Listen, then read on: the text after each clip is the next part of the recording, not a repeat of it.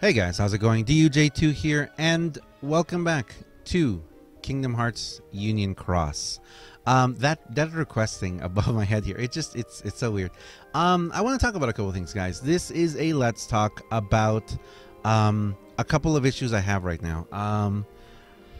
First of all, I want to start with one that I know a lot of people keep asking is if I'm going to pull any more. I think I said it before in another, I don't know if I said it in a video. I know for sure I've been saying it on streams.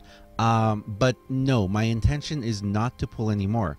I intend to save these jewels probably until if we get the Sum medals in the global version. I know they're not even out in the they're not even out in the Japanese version yet. But if we get them, I'm gonna have to have them. I mean, I'm just really hoping that they're gonna be really powerful medals, kind of like the World of Final Fantasy medals were. That would be really cool. Which kind of brought to me another issue about the World of Final Fantasy medals. I know there's a lot of people out there saying that they're not as good anymore. They are good. It's just that a lot of other stuff has gone up as well, you know. So it's a thing of that, and I want to talk about that when I do a traits video, which hopefully I can do later tonight. Kind of, you know, talking about how I feel that's going to change the dynamic, including if you want to see it in action, just check out the Coliseum rankings. Coliseum, wow. Coliseum is going to be very interesting this month. Anyway, the second thing I want to talk about, and I want to give a huge thanks. Let me see, get this right.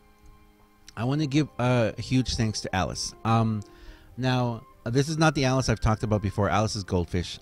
This Alice, she reached out to me and she wanted to talk about multiplayer and Union Cross. And she asked me not to give any information about her or anything.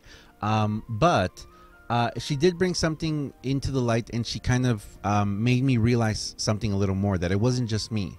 So if you guys watched, I did a multiplayer video last night with our party.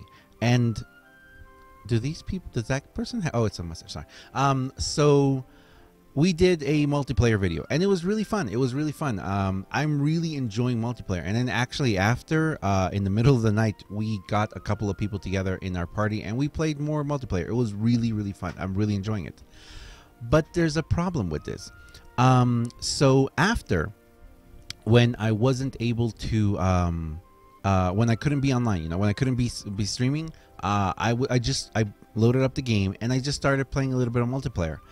And I noticed something. I know I said this in my video yesterday, but I think you guys may have realized that there's a lot going on in the screen. You know, all of the attacks, all of the movement, all of the flashing lights and everything. And I think I even kind of jokingly said something about that, you know, that they should put a warning on this. And to be honest, I think they actually should put a warning on this, or give us an option. Actually, I think Alice said that maybe her friend or she came up with the idea that it would be a great option to let us turn on or off the party's attacks that are being shown, or just say, like, you know, this person attacked, this person did that, you know, instead of having all of these crazy attacks going on stream on the screen. And the reason why I say this is because after the stream, when I just played a couple of rounds by myself, I noticed this, because when I'm streaming, I have 4 or 5 different screens here. I have a conversation going on over here. I have the game over here. I have the game over here too. I have my OBS over here. I have a couple of dashboards over here. I have a lot of stuff, and you guys notice I'm constantly looking around, so I'm not focusing on one place. But when I was playing just the game and focusing just on the screen, I got a little queasy. I got a little queasy in my stomach, and I thought it was maybe just because I was really tired or something. But it wasn't until Alice brought it up and she talked to me that I was like, you know what, you're right. This is a lot. And I know we haven't really had any flashing light warnings or anything like that, and stuff like that. But I want to know if you guys have had this experience too. Is this a problem that other people have had? And I recommended to Alice that she open a ticket with Square Enix, just saying, hey, you know, blah blah whatever. And I did one too. I did one too, just saying, listen, you know, I was playing the multiplayer the other day or this morning, and I realized that there was a lot going on the screen and the flashing lights and everything, and it was really hard to keep track of everything to the point that I got a little bit, you know. So, I don't know. I don't know if other people are having this problem out there. I don't know if this is a common thing that is happening, but if it is, it might be good to let someone know. Let Square Enix know. Write an email, or just, you know, it depends too. If you're playing it, and also if you're playing it on a tiny little screen, sometimes you don't even know what's going on. And there's so much going on that you don't know what's going on. But when you're going into those the raid bot battles, like the dark side battle, that can last for like 20 minutes, and just seeing all of these really flashy attacks, it kind of gets a little overwhelming. That's just my personal experience.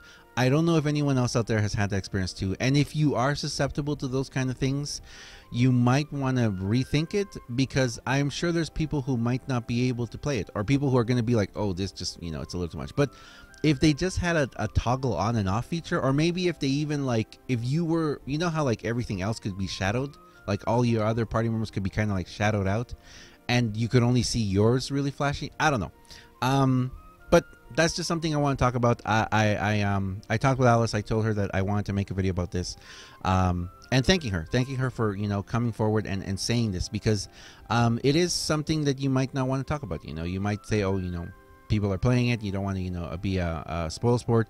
Or if you're wanting not to do multiplayer, but your party is telling you, hey, you have to do it, you know, to stay in the party or something, you know, then that might be something that should be addressed, you know, because it's important. We love this game. It's important. And if it doesn't make you happy, you really shouldn't do it. Anyway, just wanted to talk about that, guys. I hope that everyone is having a lot of fun. I am going to be streaming.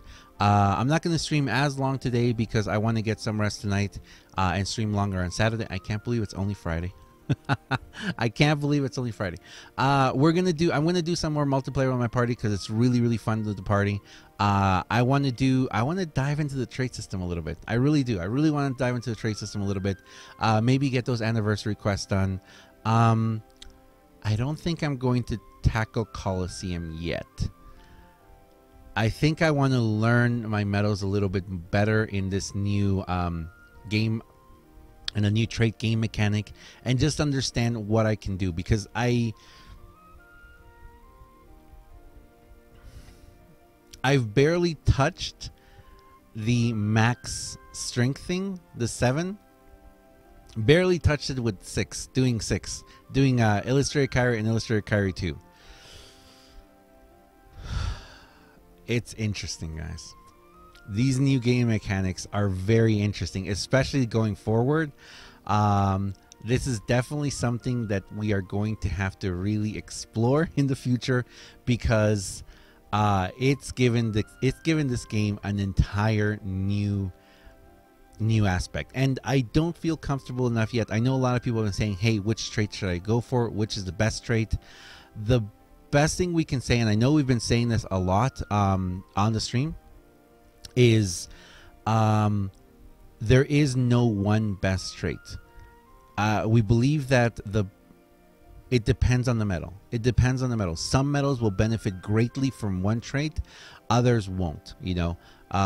We do know right now that double cast is probably the best trait that can possibly be got on that Illustrated Kyrie 2, just because then you are double boosted and you get 20 gauges back. So that is pretty sweet. That is a pretty sweet one on there. I'm not, you know, that probably is the best one for that one. But for a lot of other ones, even for some buffers cost a lot. So it might not be best to have the double cast on them unless you have the corresponding skill that lowers the cost of it.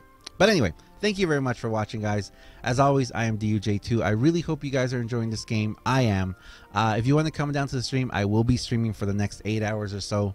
So just because I'm not streaming till 7 in the morning tomorrow, just because I'm not doing a 12-hour stream, doesn't mean I'm not going to be doing for a very long stream. Because I definitely want to see, like someone did say, I did see someone over there say something about weekend raid bosses. And you're right. If there is a weekend raid boss, we are going to see it tonight. So I definitely want to check that out. Thank you very much, guys. And I'll see you guys next time. See ya.